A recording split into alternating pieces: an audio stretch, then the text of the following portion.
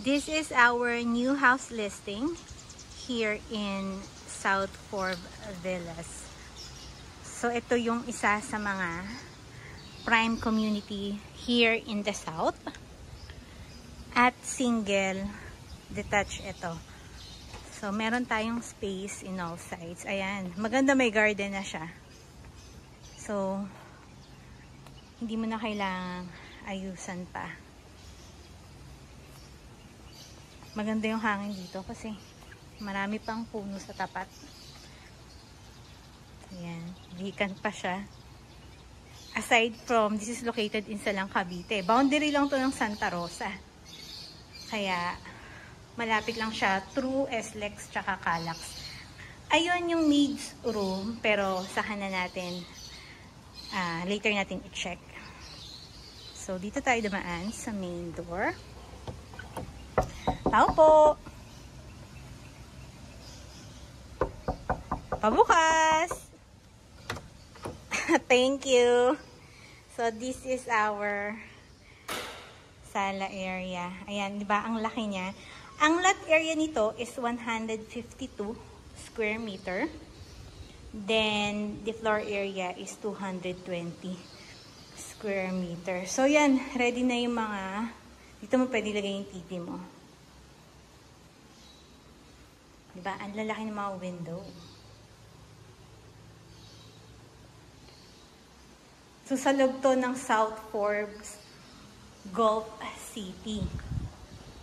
And this is your kitchen. Meron tayo ditong powder room. Yan. May secret room tayo dito. This is the powder room. Ayan. So, meron niyang toilet sa loob.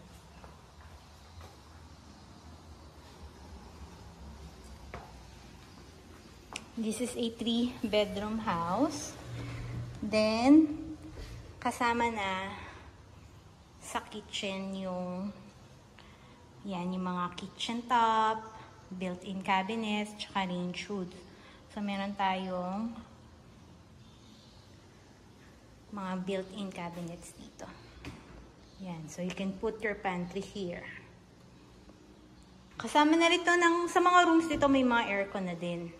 At hindi siya mainit kasi dito sa dining area, lalaki ng sliding door niya. O, diba? Ang laki niya. Actually, dito sa area na to, pwede mo pang lagyan ng built-in cabinet eh. Diyan. So, kung gusto maglagay ng TV sa iyong dining area, why not, diba?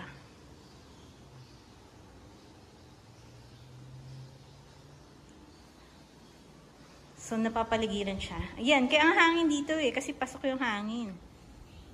Ito, pwede mo sa likod, pwede mong pang gawing laundry area yan. So, check natin yung taas.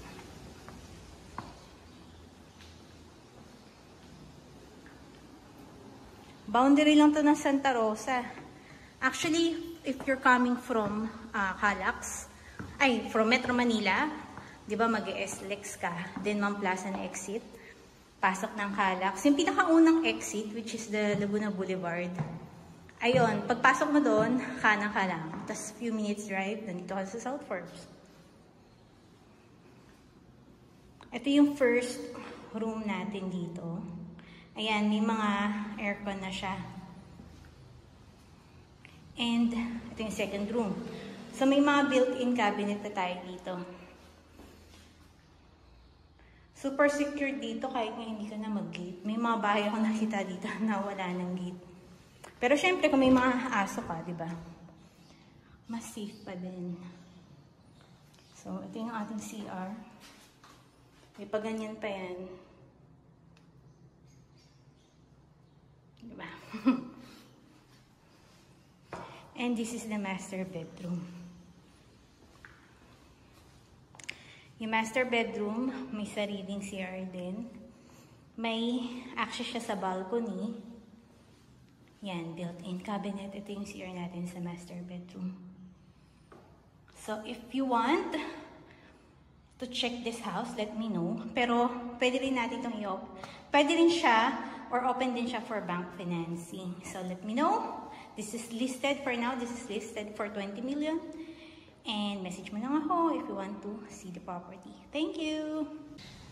Nakalimutan ko kunan yung maid's room dito sa house. So, ihabol lang natin. Ito yung maid's room. Ayan. So, kung dalawa yung maid nyo, pwede ka maglagay ng double deck. Tapos, may sarili siyang CR. Laki nga ng CR nila yun. So, yan lang.